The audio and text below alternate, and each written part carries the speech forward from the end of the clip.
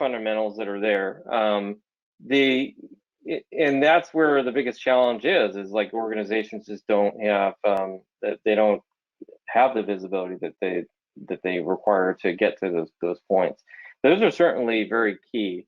The other kind of key point that organizations will get into is a lot of the monitoring and doing these different assessments is ultimately they're trying to find a needle in a haystack is a common analogy that's used. And unfortunately, what organizations will do, especially early on, is they'll add more and more hay with the idea that they will have better visibility. And unfortunately, that actually makes things more difficult because it's more difficult to actually find the needle. So as a key metric and focus and priority area, it's definitely best practice to eliminate the noise and eliminate all that excess hay, so you can find these needles faster and quicker, and eventually get to the point where you're actually able to categorize the individual needles, so you can actually identify a needle within a stack of needles that's relevant to the specific use case that you have.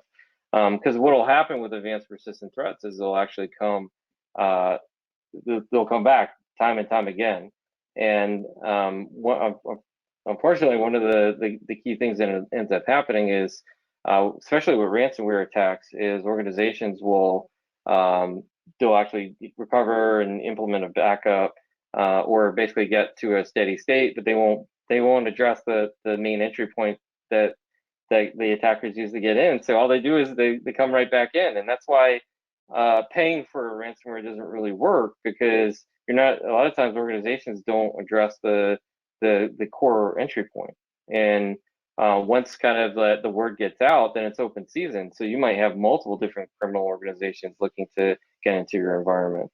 And there's metrics that you can build around all of those things, like reducing false positives, reducing false negatives, and then and overall measuring it is